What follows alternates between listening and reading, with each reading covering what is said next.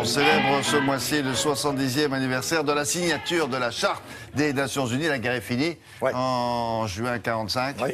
Le peuple américain, le monde est assez meurtri. Ça s'impose. Qu'est-ce qui a eu cette première idée là? Alors en fait on recopie, si j'ose dire, ce qui s'était passé en 19, c'est-à-dire au lendemain de la Première Guerre mondiale, où on avait créé la SDN, la Société des Nations. Pourquoi faire on crée ça? Pour se dire plus jamais ça, quoi. Exactement. Pour essayer d'instaurer définitivement la paix. Et ça ne marche pas, on l'a vu en 1919, puisqu'il faut se remettre à la tâche 25 ans plus tard. Et en fait on a commencé pendant la guerre à se retrouver, parce qu'on commence à en parler. Les Anglais en parlent aux Américains, les Américains en parlent aux Soviétiques, les Soviétiques en parlent aux Chinois. Ce sont les 4 nations qui se retrouvent du côté de Washington en 1944, au mois d'août 1944. Mais qu'est-ce qui se passe à ce moment-là? On est déjà en plein débarquement.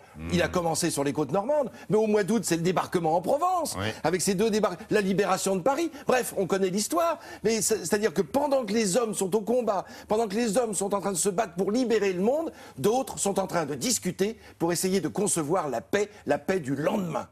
Ils ont du boulot. Et alors évidemment, en 1944, tout le monde se met d'accord. Mais ces 4 pays, ces 4 grands pays se disent, c'est nous le Conseil de sécurité. On ne parle pas du tout de la France. Mais c'est la paix entre les vainqueurs, au fond. Exactement. C'est pas la paix avec ceux qui ont déclenché les guerres ou qui les ont perdues, évidemment. Tout à fait. Le cas de l'Allemagne. D'autant qu'on ouvre pour cette signature de la charte dont on va voir des images dans un instant, on ouvre à qui? À tous les pays qui ont accepté de déclarer la guerre 3 mois avant que l'Allemagne ne capitule. Vous voyez, on fait bien une règle bien précise. Alors voilà, voilà San Francisco 1945, c'était juste une image qu'on voulait vous montrer avec ce fameux pont évidemment. Mais ce qui nous intéresse, c'est de voir toutes ces nations. Il y a 50 pays qui sont réunis là dans l'opéra de San Francisco. C'est là où se tient au mois de juin les dernières séances présidées par Lord Halifax, qui est l'ambassadeur britannique aux États-Unis.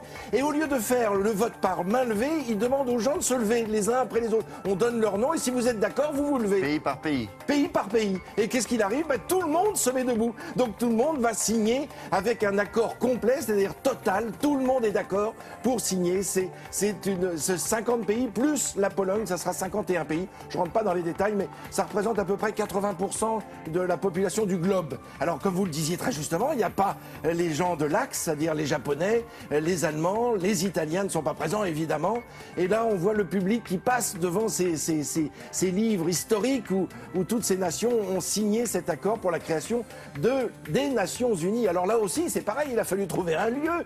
Et c'est John Rockefeller qui va offrir des terrains à Manhattan, ainsi que la ville de New York, pour pouvoir donner ces terrains directement à l'ONU, parce que c'est hors territorialité, c'est-à-dire que ça n'appartient à personne qu'à l'ONU, ça n'appartient pas aux États-Unis, c'est un territoire hors sol, si je puis dire, ou en tout cas hors...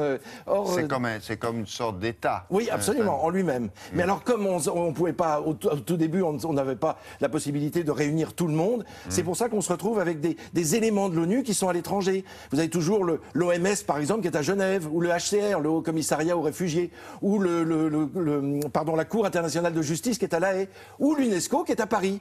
C'est parce que dès le début, on n'a pas pu rassembler tout à New York. Du coup, on a laissé comme ça quelques... Et puis après, on s'est aperçu que c'était mieux que chacun ait sa part de l'ONU. Alors tout le monde râlait un petit peu pour que ce soit aux États-Unis, parce qu'il y avait le voyage à payer. Mais seulement si ça avait été l'inverse, c'était les Sud-Américains qui... On verra tout à l'heure à quel moment, d'ailleurs, les vaincus de 39-45 sont entrés dans les Nations Unies. Je pense à l'Allemagne, évidemment, le Japon et l'Italie, principalement. Merci beaucoup. À tout à l'heure.